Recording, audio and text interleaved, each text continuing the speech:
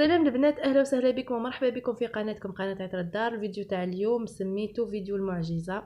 فيديو جبت لكم فيه واحد الزيت اسمه زيت النعناع البري، ويل دو مونت سوفاج. هذا هو اسم الزيت تاعنا تاع اليوم. زيت معجزه، يقضي على اوميكرون، يقضي على كورونا، يقضي على كل شيء، الزكام، لا غريب، كل حاجه عندكم راح يقضي لكم عليها. السطر، كل شيء اللي دايره كيما دوك تاع الصفاق اللي يعيطوا يبرحوا، ينحي الم المفاصل، ينحي كلش. المهم البنات، صراحه يعني انا فوت واحد المرضى، الله لا يشوفكم، يعني مرضى تاع الموت، ما نفعني فيها حتى حاجه، حتى نصحوني جارتي وفاميلتي بهذا الزيت. نقول لهم يعني في ميزان حسناتكم، وهذا صدقة على ميمتي ان شاء الله. اي وحده تدخل الفيديو وتدعي لها بالرحمه برك، ان شاء الله جربوه البنات وما تندموش. الزيت تاعي تاع اليوم البنات، مليح للاغريب، مليح للسعله، مليح للصدر، كلشي مرسوم لتحت في الورقه، ولا في لانوتيس هذه تاعو. مليح لالم المفاصل، مليح للسعله، مليح لكل شيء، الله يبارك. هنا البنات نجيو دركا لطريقة الاستعمال تاع زيت النعناع البري. اول حاجة، اول ملاحظة واهم ملاحظة، انه ماهوش تاع الشريب، هذا ما يتشربش. زيت النعناع ماشي كيما زيت الزيتون وزيت الخروع وزيت اللوز، وذوك ممكن تقدر تشربيهم، ولا زيت اي زيت يعني ارغان، ولا هذا زيت النعناع البري ما يتشربش. بصح في حالة انسان يكون مضرور، ندير كيمي انا، يعني حسب واش عطاوني الوصفة. كاس زعتر، تيزانة تاع زعتر، كاس حطيت فيه نقطة تاع زيت النعناع، هذا نقطة برك، وحركت هذيك التيزانة وشربت نقطة، لا أكثر ولا أقل، ما تزودوش. واللي شربت أنا بريئة منها. اللي دارت زيت النعناع ودارت مغرفة كاملة في كاس تاع زيت تاع زعتر ولا تيزانة واحدة أخرى، أنا بريئة منها. أنا قلت لك نقطة هك. حاجة ثانية، ندهني به جسمك كامل، ايفيتي غير جهة القلب، صدرك، ظهرك، جنابك، مفاصلك، ادهني ما عندكش مشكل. جبهتك، مرة يكون راسك يسطر تدهني به جبهتك شوية هكا بين صباعك وتمسحي به نيفك خاطر ريحته قاوية. هدرت لكم البنات على الزيت، زيت النعناع البري هكا. ودوك راح ندير لكم وصفة واحدة أخرى، ما فتنا الزيت صاي الوصفة تاعو. هذه للسعلة، ثاني افيكاس، وراني ندير فيها باه نشربها، ودرتها ديجا وجربتها حتى مع ولادي، يعني تمشي مع الصغار مع الكبار، على ضمانتي وما شاء الله. هذه ماكله تشربي الدواء، ماكله تروحي للطبيب، يعني روعه. حنكمل لكم برك البنات على زيت النعناع البري.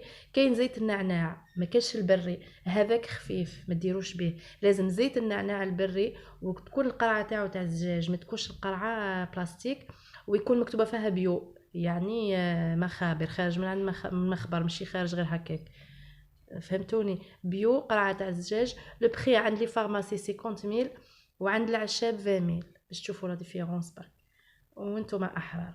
نروحوا درك البنات الوصفه تاعي تاع اليوم. راح ندير معاكم سيرو، يعني معجزه هو ثان، الله يبارك.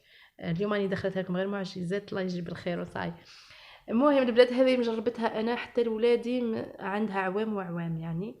هنا عندي قارص كيما راكم تشوفوا، الحبه تاع القارص نبيكيتها بعود قرنفل، يعني نجيب العود قرنفل، نغسل الحبه تاع القارص ونبيكيها كامله بالقرنفل هذا كيما راكم تشوفوا قدامكم. هنا كملت لكم البنات مع القارص هنا انا راح ندير لتر ماء، لتر ماء، بالمعنى لتر ماء بحبه قارص، 2 لترات ماء بزوج حبات قارص. القرنفل ما عندهاش كميه يعني محدوده، ديري كيما حبيتي. هنا على قد ما تكثري راكي في المليح، يعني تحبي تعمريها الحبه تاع القارص كامله بالقرنفل ما عندكش مشكل، حبه عند اختها يعني ماشي مشكل، حبي ديريها متباعده كيما هكا كيف كيف. المكون الثاني تاعي هو الكليل، كما احنا نقولوا بالعاميه الكليل، وبالعربيه الفصحى اكليل الجبلي. هنا ما عنديش جديد وما عنديش اخضر، هذا جبته من بلادنا كي رحت العام اللي فات فاكونس، عنده فايت العام، يسمى. نحيته من الغصن نتاعو وخليته في ساشي وخبيته، وقت ما نسحقه نجبد منه راح تقل شويه النسبه تاع المفعول تاعو، مي خير ما كانش معليش. اللي عندها جديد الكليل الجديد ماذا بها يعني خضر، هذاك خير وخير كما احنا نقولوا. المكون الثالث البنات اللي راح نحكي لكم عليه، اللي داخل في التكوينه تاع السيرو تاعنا هو السكر القندلي ولا سكر لمبات. عنده زوج اسماوات يعني معروفين ومشهورين في زوج. هنا البنات راح ندير كميه تاع زوج مغارف تاع ماكله، نعمر قيس ما درتها والشكل تاعو جاي كيما الشب، بصح هو السكر حلو كيما السكر. هذا البنات يعطي واحد الفايده كبيره فيه يعني. مليح اللي عندها البحه في صوتها، مليح للسعله، مليح اللي عندها بروبليم في لاغورج حريق ولا هايل، يقولك حطي حبه في فمك وخليها يعني كيما الحلوى، يعطي نتيجه روعه. هنا البنات كما قلت لكم راح ندير زوج مغارف تاع ماكله، خاطر درت زوج مغارف كليل يابس، الكليل تاعي يابس. اللي عندها الكليل الاخضر تغسل زوج غصان كبار شويه دير كيف زوج غصان ندير فيهم زوج مغارف تاع سكر قندلي. راح ندي كميه تاع زوج مغارف نديرها مع الماء والقارص والكليل والقرنفل. هنا البنات المكونات تاعي راني درت قدره تاع ماء سخون لي، حطيت فيه المكونات اللي عندي اللي قلت لكم عليهم. نخليهم يغليو شويه يطلقوا لي السخي تاعهم الكل، ومن بعد نجيب زوج مغارف تاع سكر قندلي ونرميهم عليهم. يسمى السكر قندلي ما نبدوش هو الاول، نحطوه في النص. هنا راح نغطي لازم نغطي ونخلي السيرو تاعي يطيب لين يولي لي قيس كاس. شفتوا من كنا في اطرا ماء نوليو في كاس، يعني النتيجه نتحصلوا عليها يطيب ياخذ راحته يطيب حتى يولي لي كاس تاع غازوز، يعني كاس معمر. عينك ميزانك كي تشوفيه نشف خلاص طفي عليه.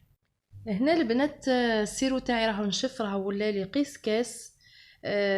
هنا بدلته، كانت البرمه اللي درت فيها الاولى كانت كبيره وكي نشف ولات تحرق لي في الجناب، بدلتها في طاوه صغيره كيما هكا. هذا هو القياس اللي راح يعني تحصلت عليه، اللي راني حابه نتحصل عليه. دوكا راح نطفي ونصفيوه مع بعضنا ونشوفوا النتيجه. هنا البنات ملاحظه برك، حتى لو درتي 2 لترات ماء ولا 3 لترات ماء، كل ما ديري اطرا ماء ديري معاها القارص يمشي حسابه مع الماء.